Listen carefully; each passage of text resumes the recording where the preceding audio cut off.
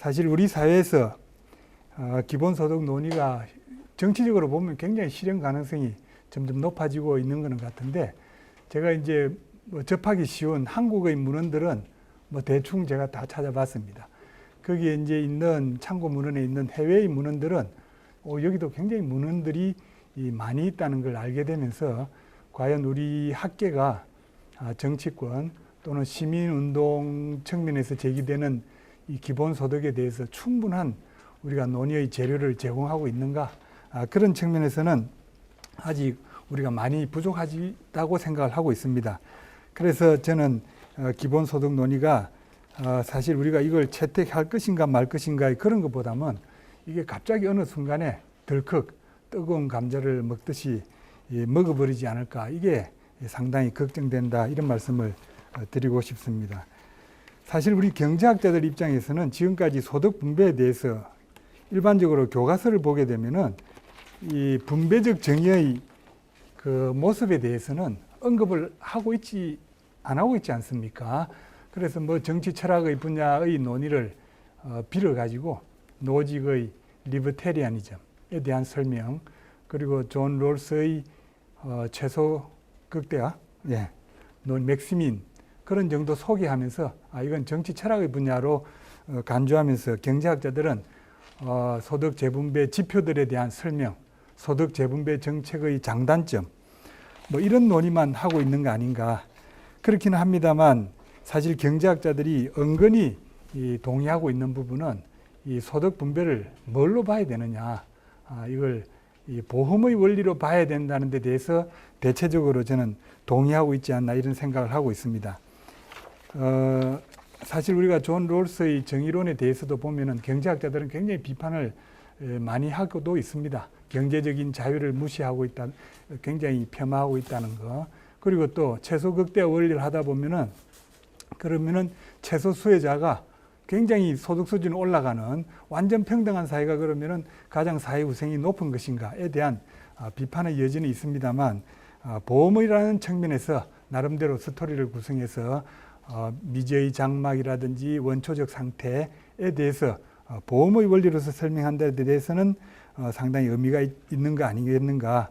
그리고 또 우리가 비스마르크의 사회보장 원리라든지, 그리고 또 영국의 비버리지 보고서, 이런 것들을 다 봐도 결국 우리는 소득 분배는 보험의 원리로서 보는 것이 주류 경제학들의 시각이다. 그리고 북유럽 노르딕 국가들도 사실 이 보험의 관점에서 소득 분배를 봐야 된다, 이런 것이 지금까지의 전통적인 사고라고 생각하고 있습니다.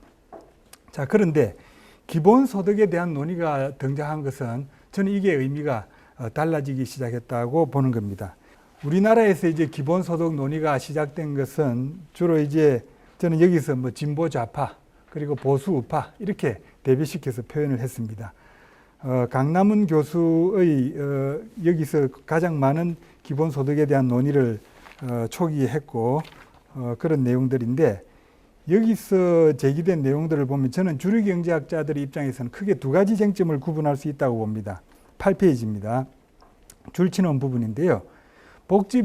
복지급여라고 하는 것은 이것을 과연 보험의 원리로서 이해해야 되는가? 이것이 전통적인 시각이었다면은 이건 권리다. 복지급여라고 하는 것은 개인의 권리이기 때문에 이건 당연한 것이다 라는 그런 취지에서 이제 기본소득 논의가 시작되었다는 것을 느낄 수가 있었습니다. 두 번째로는 기본소득의 수준을 어느 정도로 해야 되느냐, 기본적인 생활을 영위할 수 있는 수준이어야 된다. 이것이 소위 이제 진보 좌파 측의 입장이라고 볼 수 있겠습니다.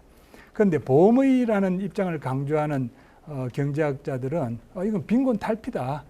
그래서 사회보호라고 하는 것은 크게 사회보험의 원리, 우리가 국민연금, 직역연금, 그리고 고용보험 등등의 보험, 4대 보험의 원리로서 하는 부분은 따로 있고, 그 다음에 이제 빈곤에 대해서 정부의 어떤 기능적인 측면에서 빈곤 구제 차원에서 이렇게 양 측면을 보는데, 기본소득에 대한 논의는 물론 처음에는 사회보험까지도 이걸 다 털어가지고 아예 사회 전체적으로 기존의 국민연금 그런 거 다 필요 없이 다 털어서 아예 기본소득으로서 사람들이 기본적인 권리로서 봐야 된다. 이런 시각을 했다가 그 다음에 이게 보니까 굉장히 정치적으로 만만치 않으니까 사회보험은 건드리지 않으면서 이제 빈곤 부분의 구제에 있어서 이게 기본소득제로 가야 된다. 뭐 이런 취지로 접근을 했다고 저는 느껴집니다.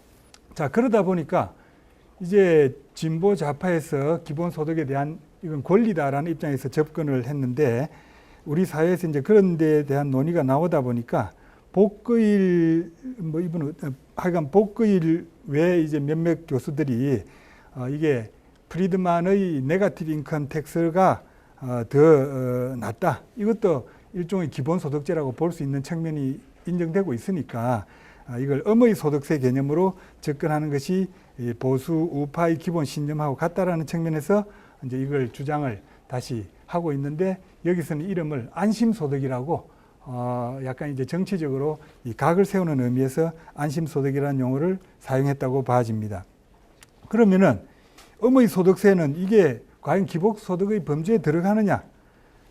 뭐 시간이 없어서 쭉 넘어가겠는데 저는 이 많은 사람들이 많은 학자들이 기본소득에 이 프리드만의 이 마이너스 인컴 텍스도 들어가는 것으로 간주하고 있습니다. 왜냐하면은 소득 수준이 하나도 없다 하더라도 네거티브 인컴 텍스에 있어서는 최소한의 어떤 보장받는 소득 수준이 있기 때문에 그 부분에 대해서는 그 우리 사회 누구도 다 누릴 수 있는 부분이 되기 때문에 기본소득의 논의에서 같이 논의되고 있다. 뭐 이런 이야기입니다. 그 다음에 이제 권리에 대해서는 그러면 이제 수준과 이제 권리 여부냐, 그 다음에 이제 수준 여부냐인데 권리에 대해서는 제가 좀 더 이제 논의를 차차 한번 생각을 해보도록 하겠습니다만은 여기서는 저는 누군가가 권리가 된다는 것은 당연히 누군가의 의무가 돼야 된다. 그럼 이게 누구의 의무냐? 이런 측면에서 저는 진보 좌파 측의 시각은 주로 국가의 책임 이렇게 얘기를 많이 합니다. 그런데 사실은 우리가 북해넌의 공공선택론의 입장에서 봤을 때 사실 민주정치의 본질을 우리가 하나하나 들여다보면은 국가의 책임이라는 것은 사실은 굉장히 그게 모호한 거 아니냐. 그리고 그게 어떤 면에서는 굉장히 사람들을 본질을 현혹시키는 이 워딩이 될 수가 있다. 그럼 차라리 이게 납세자의 책임이라고 한번 바꿔서 생각을 해보자. 그러면 이게 납세자의 책임이라고 볼 수 있느냐. 이렇게 문제를 의문을 바꿔놓고 보는 것이 우리가 훨씬 더 현실적인 대답을 얻는데 도움이 된다. 뭐 이런 정도로 언급을 하려고 하고 있습니다. 자, 그래서 저는 이제 기본소득의 소득 분배적인 의미는 크게 이게 보험의 원리에서 권리의 개념으로 바뀌는 그런 중대한 의미가 있고, 그 다음에 이제 기본소득은 일상생활을 영위할 수 있는 정도여야 되는가, 아니면 이게 빈곤을 타파하는 정도여야 되는가에 대한 큰 쟁점이 있다. 이런 정도로 제 2장에서는 언급을 했습니다. 그 다음에 이제 제 3장으로 넘어가도록 하겠습니다. 10페이지입니다. 자, 그런데 우리 사회에서 이루어지고 있는 기본소득에 대한 논의의 과정을 이렇게 들여다보면은 크게 세 가지 측면에서 논의가 제기되고 있다고 봅니다. 그래서 저는 이게 동상이몽이다. 다들 다른 생각을 하면서 이 기본소득대를 주장하고 있다고 보는 겁니다. 첫 번째 입장은 제가 사회주의 이상으로서의 기본소득을 주장하는 입장이라고 표지를 붙였습니다. 물론 여기서는 사회주의라는 표현을 쓰고는 있지는 않습니다만 그 내용을 들여다보면은 21세기 새로운 사회주의, 그리고 또 어딥니까? 하여간 또 이 여러 가지 사회주의적인 논의를 많이 하고 있습니다. 그러면서 그 포장은 어떻게 되어 있냐 하면은 공유자산이라는 개념으로 포장이 되어 있다 이거죠. 즉 여기서는 어떤 입장이냐 하면은 공유자산으로부터 생기는 수익에 대해서는 모든 사람은 그에 대해서 공유자산의 수익에 대해서 청구할 권리가 있다. 그러면은 공유자산에 뭐가 되느냐? 크게 토지, 그리고 환경, 그리고 더욱더 중요한 것은 지식이다 이거죠. 사람이 지금 현재 자본주의 시장 경제에서 살아가면서 자기가 무슨 이득을 얻었다, 수익을 얻었다라고 하는 것은 어떻게 그 사람만의 것이냐? 그 이전에 인류의 축적된 지식이고 다른 사람들의 어떤 지식들이기 때문에 그런 지식의 활용에 대해서는 최소한 이것이 공유되어야 될 자산이라는 것을 인정을 해야 된다. 이런 입장입니다. 그러다 보니까 사유재산으로 영역으로 있는 부분도 많은 부분 공유자산으로 전환하고, 그 다음 공유자산에 대해서는 모든 사람들이 공유한다는 것은 소유하고 같이 공동으로 소유하고 있으니까 당연히 거기서 나오는 수익은 당연히 배당되어야 될 권리가 있다. 이런 입장이라는 것을 말씀드리고 싶습니다. 자, 여기서는 이제 12페이지로 넘어가면은 거기에 이제 제임스 미드 노벨 경제학상 수상자가, 저도 이거 원문을 보지는 않았습니다만은 아가소토피아라는 이런 유토피아라는 말에 대응되는 것으로서 이 제임스 미드는 사실 전형적인, 저는 케인지안으로 알고 있는데, 여기서는 이제 그 유토피아까지는 아니지만 우리가 원하는 사회는 공유 기업, 공유 자산, 그리고 기본 소득 세 가지여야 된다. 뭐 이런 형태로서 이 권리를 강조하는 의미로서 이야기를 하고 있다. 이런 측면을 이야기를 한 부류가 진행되고 있고, 우리 사회에서 가장 먼저 기본 소득에 대한 논의를 전개했다 볼 수 있겠습니다. 두 번째로는 오늘 토론자로 와 주셨습니다만은 랩 2050이라고, 저도 이제 문헌을 통해서 봐서 어떤 일을 하고 있는지는 잘 모르겠습니다만, 하여간 이원재 대표 등 몇몇 젊은 분들이 여러 가지 워킹 페이퍼 형태로 발간을 쭉 했더라고요. 제가 그걸 잘 봤습니다. 여기서도 기본소득을 주장하는데, 여기서는 자유노동의 촉진자로서의 기본소득을 제기하고 있습니다. 다시 말해서 뭐 우리 사회에서 보면은 뭐 시간이 없어서 14페이지로 쭉 보면은 자유노동은 프리랜서, 단기계약직, 파트타임 아르바이트, 파견근로, 하청근로, 이런 여러 가지 소위 말해서 우리 비정규직 근로, 다시 말해서 과거의 자본주의적인 시장경제 질서하에서는 기업 조직 내에 들어가서 소위 우리 그 노동시장에서 내부 노동시장, 즉 이 행정적인 어떤 그 규칙과 질서에 의해서 인사관리가 이루어지는 이 기업 내부의 원리에 따른 노동시장과, 그 다음 이제 자유로운 그런 그 종속적인 지위가 아닌 자유로운 계약에 의해서 이루어지는 소위 말해서 프리랜서 같은 그런 부분들을 늘어날 수밖에 없는 것을, 여기 보통 우리는 그걸 개별 노동이라고 이야기를 많이 했는데, 여기서는 자유노동이라고 이야기를 하면서 앞으로 사회는 자유노동을 번창할 수밖에 없고 자유노동을 지원하는 형태로 할 수밖에 없다. 그렇다면은 이 양반들이 가장 어려운 게 뭐냐? 기본적인 생활을 할 수 있도록 해줘야 되는 거 아니냐? 그래서 기본소득을 주장하고 있습니다. 자, 그런데 여기서도 마찬가지로 공유 자원에 대해서는 이게 우리의 공통 소유라는 생각을 여전히 주장을 하고 있습니다. 그래서 여러 가지 우리가 이 지식, 환경 뭐 이런 데서 나온 이 공유 자산으로부터 획득하는 수익은 모든 사람들이 가지고 있어야 될 권리가 있기 때문에 이것은 n분의 1로 나눠야 된다. 그런 형태로 우리는 재원을 더 많이 확보해야 된다. 뭐 이런 시각이라고 볼 수 있겠습니다. 다만 제가 여기서는 자유노동이라고 하는 이 기본소득의 입장은 앞에서 첫 번째의 사회주의 이상으로서의 이 기본소득과는 약간 차별화되는 게, 이 두 번째 입장에서는 기존의 사유재산을 공유자산으로 전환해야 된다. 또 그리고 공유기업의 형태는 어떤 노동과 자본의 파트너십이 돼야 된다. 이런 얘기까지는 아직 전개가 안 돼서 뭐 그렇게까지 약간 차별화시켜서 볼 수 있지 않느냐, 이런 생각을 했습니다. 그 다음 세 번째가 이제 주류 경제학자들의 입장이 되겠는데요. 자, 여기서는 이제 기본소득에 대해서 어떤 입장이냐 하면은 복지 정책으로서 복지의 효율성을 극대화하자. 복지급여의 복지 정책의 effectiveness, efficiency를 극대화해야 될 필요가 있다라는 그런 측면입니다.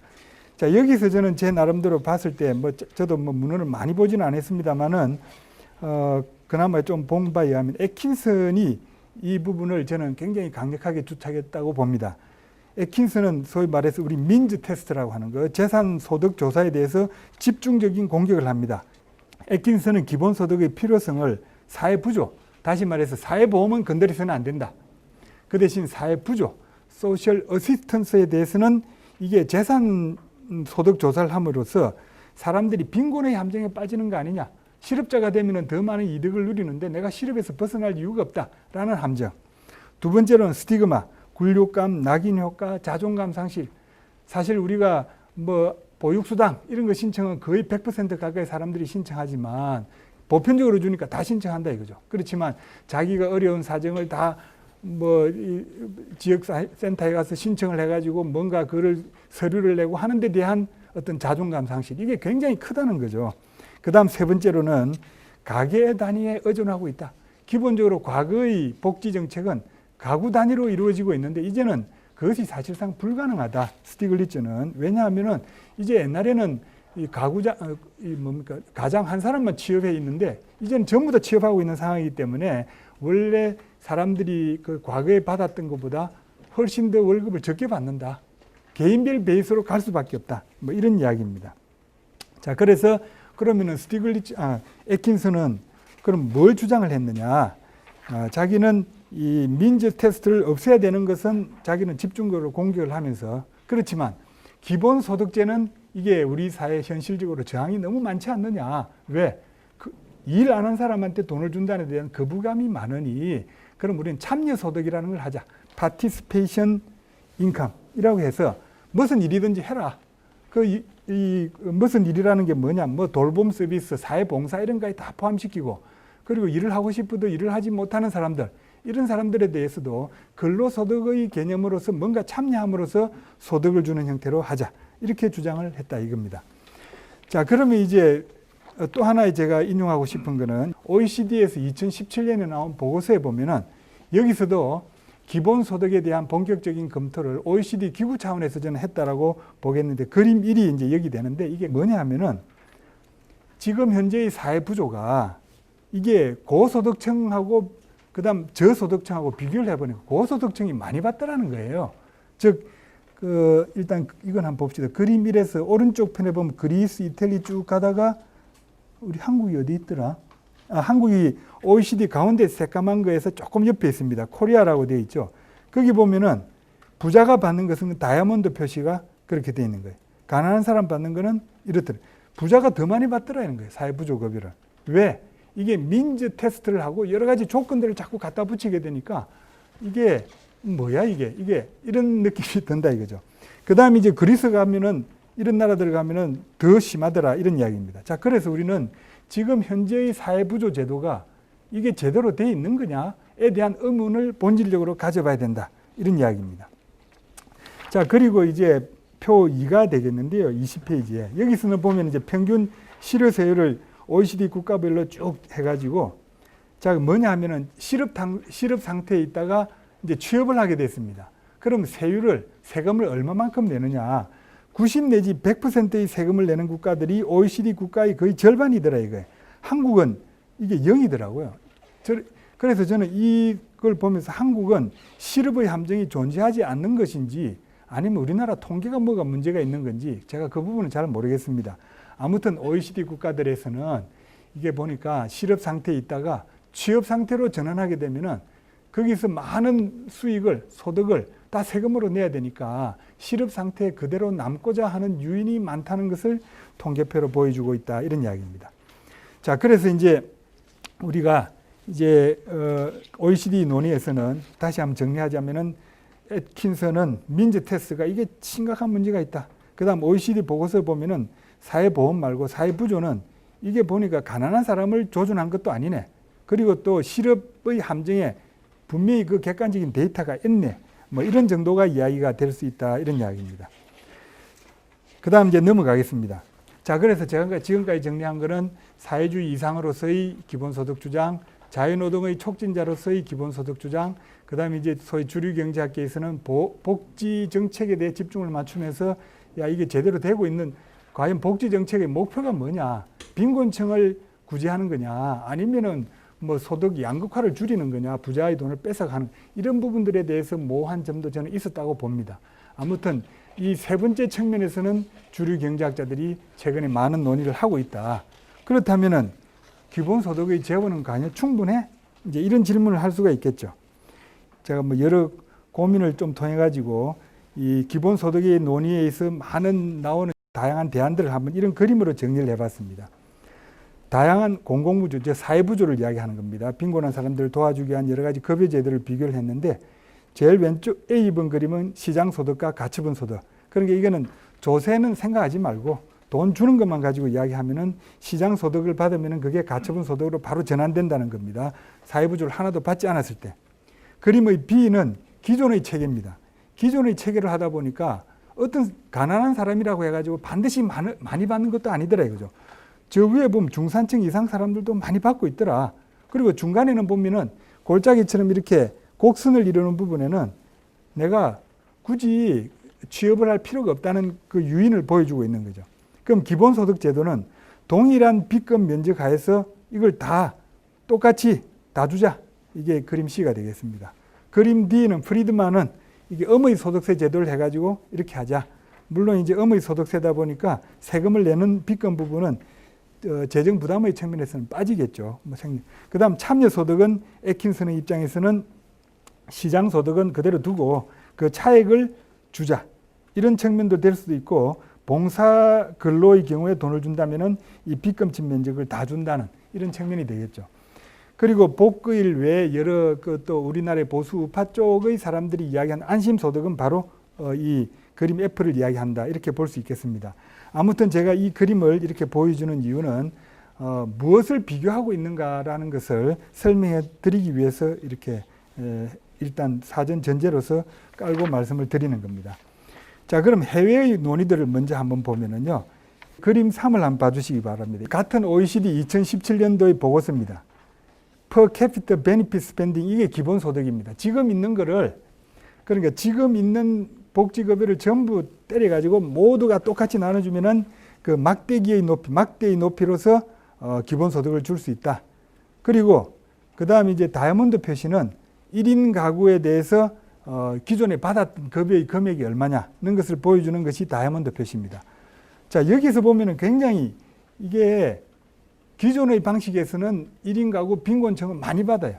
그런데 이걸 전부 다 쭉 평균해서 나눠보니까 굉장히 낮아지지 않겠습니까?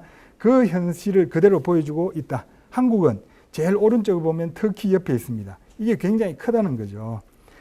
자, 그래서 이 논의를 하면서 OECD에서는 야, 이거 해보니까 기존 거 가지고 그냥 뭐 n분의 1로 나눠봐 얼마 안 된다.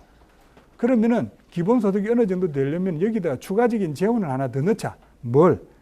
이 기존의 이 소득세 감면제도 다 때려 없애버리자. 그리고 이제 그걸 다 없애버리게 되면은 세율이 영세율이 없으니까 그걸 전부 다 한 단계씩 낮춰가지고 적용하면서, 즉 세율을 다 증가시키는 것. 즉 소득세율의 구간별 상향 조정과 소득세 공제를 모두 다 없애자. 그런 한 이 시나리오를 가지고 OECD 국가들 다 해보기가 힘드니 4개의 국가만 한번 해보자. 해봤는데 제가 시간 관계상 다 넘어가 버리고 별 효과 없다. 이런 이야기입니다. 빈곤을 줄이는 것 같지만 빈곤을 줄이는 것 같지도 않고 4개 국가에 대해서. 그리고 또 이게 기본소득제를 한번 시행하게 되면 다시 한번 말씀드리면은 기본소득제 모두 다 똑같이 나눠주고, 두 번째로 기존의 그 사회부조급여 그거 다 없애고, 물론 몇 가지는 빠집니다만, 그 다음 세 번째로는 그 소득세 감면을 전부 다 없애버리고, 네 번째는 소득세율을 다 구간을 조정해서 다 세금을 올리자. 그런 조건 하에서 해봤는데도 이게 거의 90%의 사람들이 이득과 손해를 보고 대혼란이 일어난다는 거예요. 그래서 이거는 굉장히 갈등이 커질 수 있다. 그리고 빈곤을 완화하는 데 도움이 되느냐? 꼭 그런 것만은 아니더라. 이런 부정적인 이야기들이 많이 나오고 있다라는 말씀을 드리겠습니다. 자, 그래서 이제 OECD에서 2017년에 보고서가 나오고 난 뒤에 그 줄치는 부분인데요. 2018년에서 야, 그럼 핀란드에 대해서 우리가 꼭 기본소득제로 그렇게 줄 필요가 뭐가 있지? 아예 점감하는 형태로.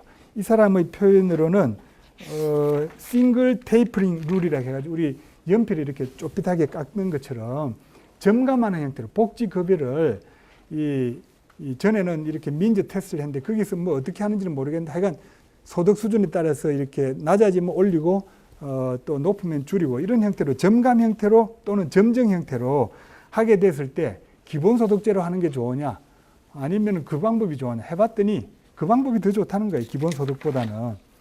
자, 그래서 야, 그러면은 우리가 동일한 이 예산 중립성 하에서 기본소득제를 하느니 그냥 이 점점점 점감하는 형태, 점정하는 형태로 하게 되면은 훨씬 더 이득이 되지 않느냐. 재정도 절감하고 빈곤을 구제할 수도 있고 그런 이야기를 하고 있다는 말씀을 드리겠습니다. 그다음 마지막 제가 이제 그 외국의 보고서인데요. NBR에서는 이런 측면에 주목을 하고 있습니다. 기본소득제 많은 모든 논의가 현 시점에서 바꾸면은 어떻게 되느냐 이걸 보고 있는데 이걸 시계열적으로 한번 장기적으로 한번 봐라. 그래서 이 양반은 오버래핑 제너레이션 모델을 동원해 가지고 과연 이게 어떻게 되는지 계산을 해보니까 기본소득제를 하면은 현 세대, 생존한 세대의 소득 수준이 낮은 사람들은 이득을 보내. 근데 앞으로 태어나지 않는 사람들, 그리고 나중에 어른이 될 사람들은 이게 굉장히 부담이 크네. 이런 내용을 보여줬다라는 이야기입니다. 그래서 오히려 이 결론 부분에서 이 현존하는 앞으로 태어날 세대들, 그리고 지금 젊은 세대들이 만약에 지금의 나이 많은 세대들하고 동일한 의식 수준으로 동일하게 판단을 한다면은 이거는 자기들이 원하지 않는다라는 결론이 된다, 이런 이야기입니다. 자, 그래서 이제 지금까지는 제가 해외의 조사에 대해서 이야기를 했습니다. 한국의 경우에는 그럼 어떻게 됐느냐? 강남훈 교수의 분석은 했습니다. 기본소득제를 하면은 소득 재분배 효과가 생긴다. 그걸 이야기했습니다. 그거는 어떻게 보면은 소득 재분배 정책에 더 많은 돈을 쓰면은 소득 재분배 효과가 더 많다. 이건 당연한 거 아닙니까?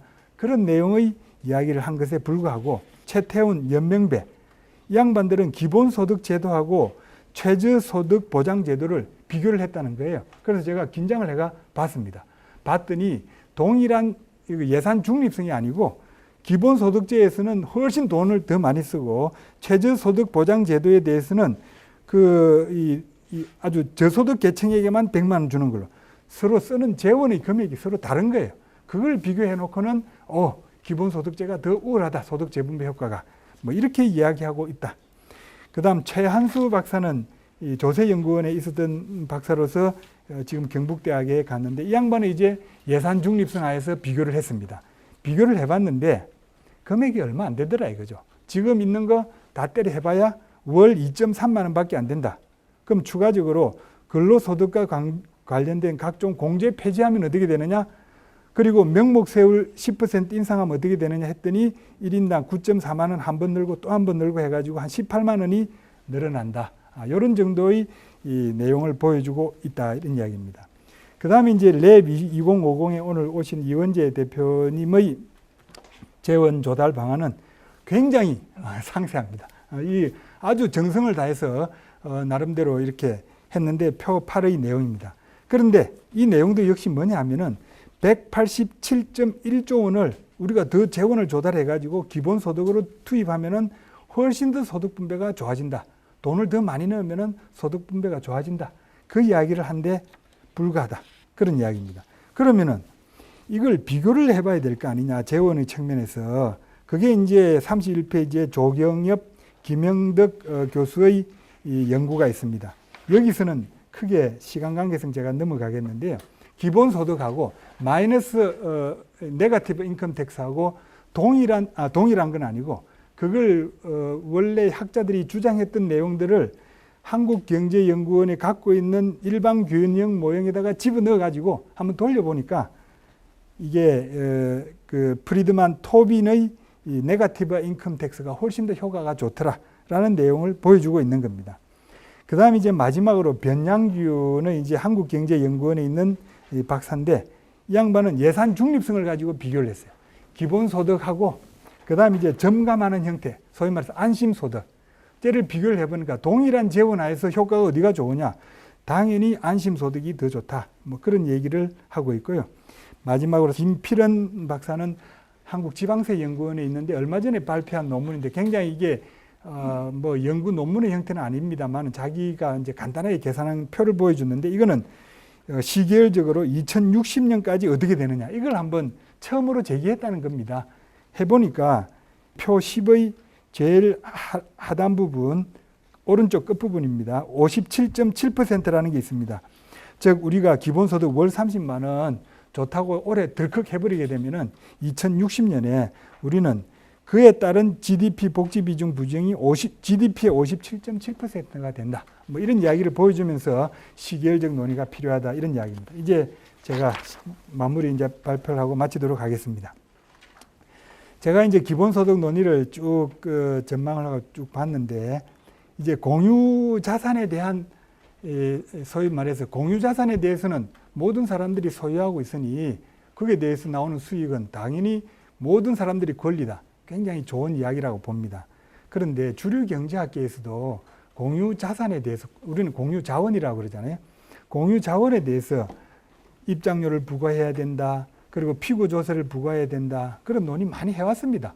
해야 된다고 주장하고 그렇게 한 돈이 얼마 되지 않는다 이런 거죠.